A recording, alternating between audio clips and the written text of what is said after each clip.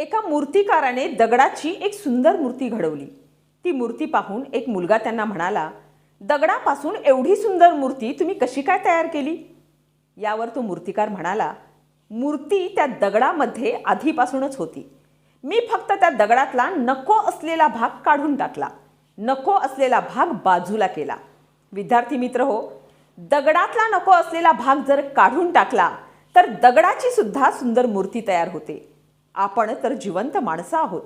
आपल्यातील नको असणारे गुण जर आपण बाजूला केले, ते काढून टाकले, तर आपल्यातून सुद्धा सद्गुणांचा पुतळा तयार झाल्याशिवाय राहणार नाही.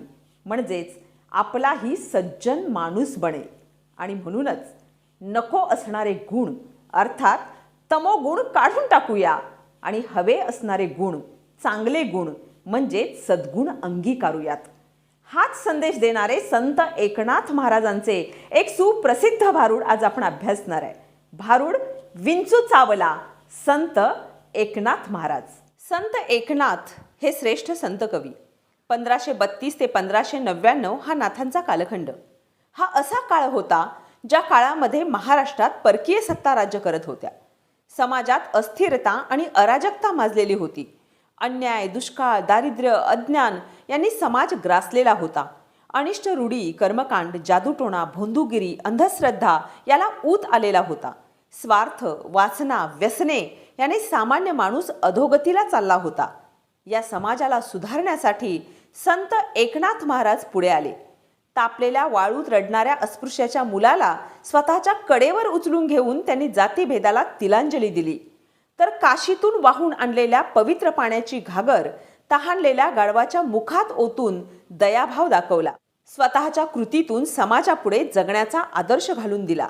चतुश्लोकी भागवत सारखे ग्रंथ, रुक्मिणी स्वयंवर सारखे आख्यान काव्य, हस्तामलक, शुकाष्टक यासारखी स्फुट रचना करून नाथ थांबले नाहीत, तर अडाणी तळागाळातल्या लोकांना समजेल अशा ओव्या, गवळणी आणि भारुडांची रचना त्यांनी केली. संतांमध्ये भारूड हा काव्य प्रकार संत ज्ञानेश्वरांनी प्रथम निर्माण केला. मात्र एकनाथ महाराजांनी भारुडाला लोकप्रियतेच्या कळसावर बसवले. भारुडातील काव्याला दोन अर्थ असतात. वरवर समजणारा वाच्यार्थ वेगळा असतो आणि रूपकातून मांडलेला भावार्थ वेगळा असतो. भारुडामध्ये गायन असते, विनोद असतो, नाट्य असते, रूपक असते आणि संभाषणही असते. मराठीतील सर्वाधिक भारुडे संत एकनाथ महाराजांनी लिहिली. विविध प्रकारच्या 150 विषयावर 350 पेक्षा अधिक भारुडांची रचना त्यांनी केली. नाथांचे भारूड ऐकायला रंजक आहे, समजायला सोपे आहे, चटकदार आणि विनोदी आहे, भक्तीची शिकवण देणारे आहे, मनाला उपदेश करणारे आहे, मनोरंजनातून प्रबोधन करणारे आहे, एकाच वेळी माणसातील दोष दाखवणारे आणि माणसाला दिशा दाखवणारे असे नाथांचे भारूड आहे. सहसा उपदेश कोणाला आवडत नसतो, पण नाथांनी मात्र हसवता हसवता मनाला शहाणे करणाऱ्या भारुडाचा वापर केला आणि लोकांना उपदेश दिला. अडाणी लोकांना रुचेल, पचेल अशा सोप्या भाषेत रोजच्या जगण्यातील आणि बघण्यातील रूपके वापरून भक्ती आणि नीतीची शिकवण दिली. ज्याप्रमाणे आजारी पडलेल्या लहान मुलाला औषधाची कडू गोळी सुद्धा साखरेच्या गोड आवरणातून दिली जाते, तसेच नाथांनी परमार्थाचे अवघड तत्वज्ञान भारुडाच्या मनोरंजनाच्या माध्यमातून गोड करून दिले. नाथांची भारुडे आजही तितकीच लोकप्रिय आहेत. कोणताही सांस्कृतिक कार्यक्रम असो, आध्यात्मिक सोहळा असो की महाविद्यालयाचे स्नेहसंमेलन असो, नाथांचे भारूड सादर होतेच. दाल्ला नको ग बाई, रोडगा वाहीन तुला, बाई मी भोळी, आली आली हो भागाबाई, विंचू चावला ही आणि अशी अनेक भारुडे आजही आपल्याला ठेका धरायला लावतात. चला तर अभ्यासूया नाथांचे सुप्रसिद्ध भारूड विंचू चावला. विंचू चावला, वृश्चिक चावला, काम क्रोध विंचू चावला, तम घाम अंगासी आला, पंच प्राण व्याकुळ झाला, त्याने माझा प्राण चालिला, सर्वांगाचा दाह झाला, मनुष्य इंगळी अति दारुण, मज नांगा मारिला तिने, सर्वांगी वेदना जाण त्या इंगळीची, ह्या विंचवाला उतारा, तमोगुण मागे सारा, सत्वगुण लावा अंगारा, विंचू इंगळी उतरे झरझरा. सत्व उतारा देऊन अवघा सारीला तमोगुण किंचित राहिली फुण शांत केली जनार्दने. संत एकनाथ महाराजांनी विंचू चावला या भारुडामध्ये विंचू हे रूपक वापरलेले आहे. ते काम आणि क्रोध या विकारांचे प्रतीक आहे. विकार म्हणजे माणसामध्ये असणारे वाईट गुण. ज्याप्रमाणे विंचू चावल्यावर त्याचे विष माणसाच्या शरीरात भिनते आणि मग तो माणूस बेतालपणे वागू लागतो, त्याचा संयम सुटतो, वेदनांनी तो तळमळू लागतो, त्याला वेदनेशिवाय दुसरे काहीच सुचत नाही. तसेच ज्या माणसाला काम आणि क्रोध या वाईट गुणांची बाधा होते तो माणूस अविचारी बनून जातो. मनात काम आणि क्रोध निर्माण झालेल्या मनुष्याचे जीवनच दूषित होते आणि त्याची अवस्था कशी होते हे सांगताना संत एकनाथ महाराज लिहितात, विंचू चावला वृश्चिक चावला काम क्रोध विंचू चावला तम घाम अंगासी आला. माणसाच्या मनाला काम आणि क्रोध या वाईट विकारांचा दंश झाला आणि त्यामुळे माणूस संतापी बनला, रागीट बनला, तापट बनला. कामामुळे म्हणजेच अतिरेकी अमर्याद इच्छेमुळे, वासनेमुळे आणि क्रोधामुळे म्हणजेच संतापामुळे तो मनाचे संतुलन हरवून बसला. त्याच्या अंगाला तमघाम आला म्हणजे त्याच्यातील तमोगुण वाढू लागला, वाईट गुण वाढू लागले. तो पटकन रागवू लागला, त्याच्यातील शीघ्रकोपी वृत्ती वाढीस लागली.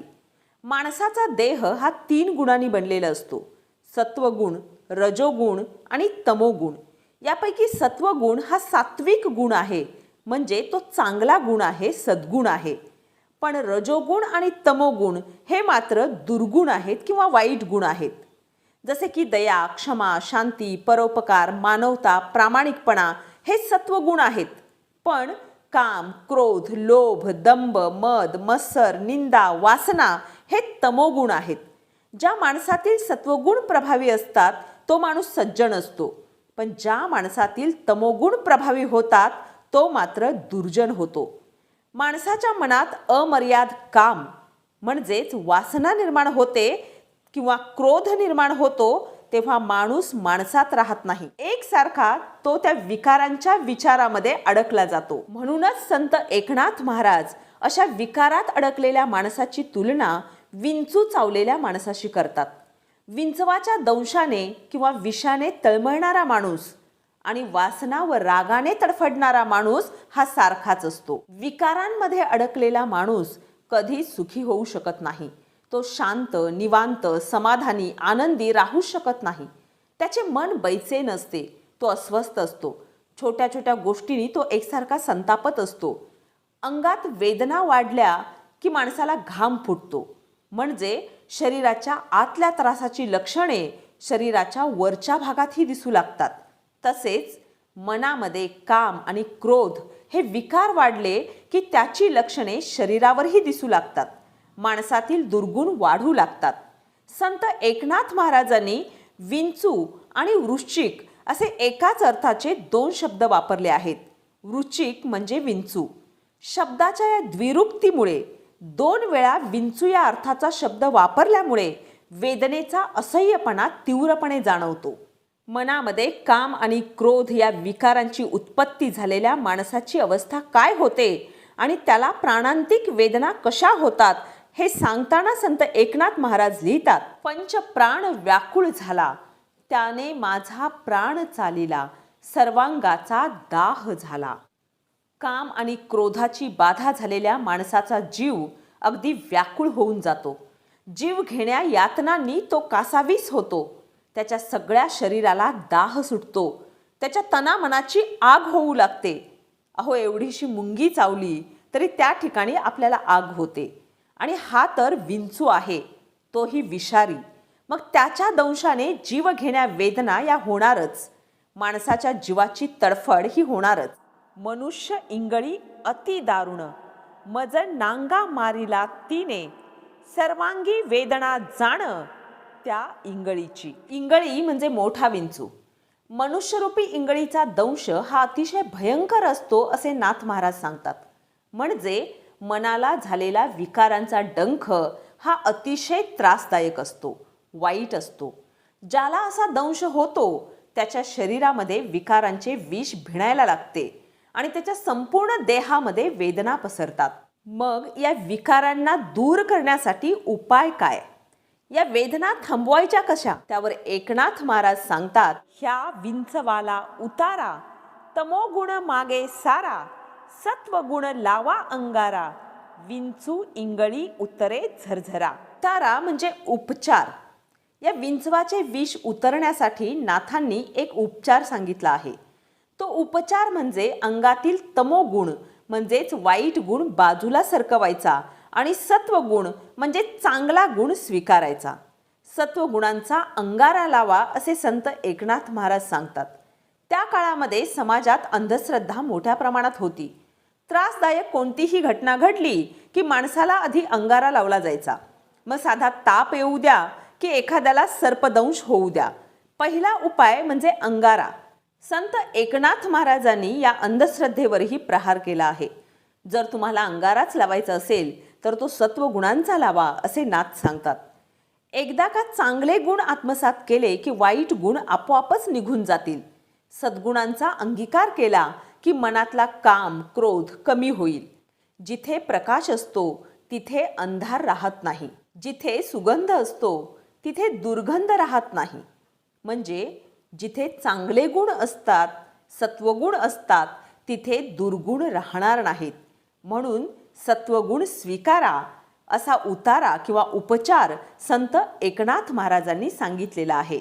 सत्व उतारा देऊन अवघा सारीला तमोगुण, किंचित राहिली फुण फुण, शांत केली जनार्दने. सत्वगुणांचा अंगीकार केल्यावर तमोगुण म्हणजेच वाईट गुण दूर झाले.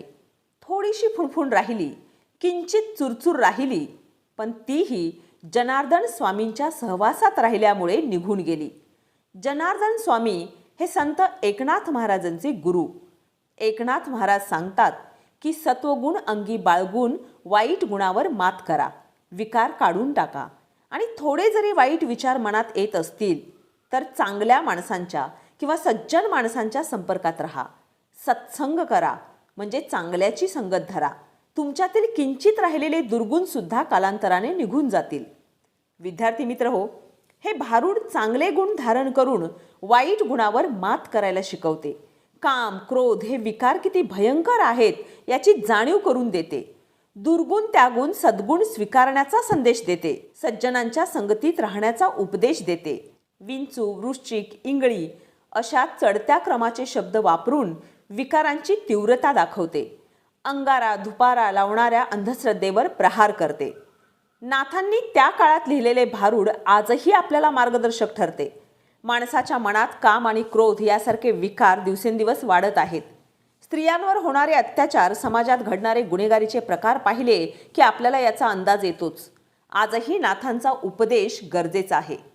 हे भारूड आपणास आपल्यातील दुर्गुण शोधायला शिकवते.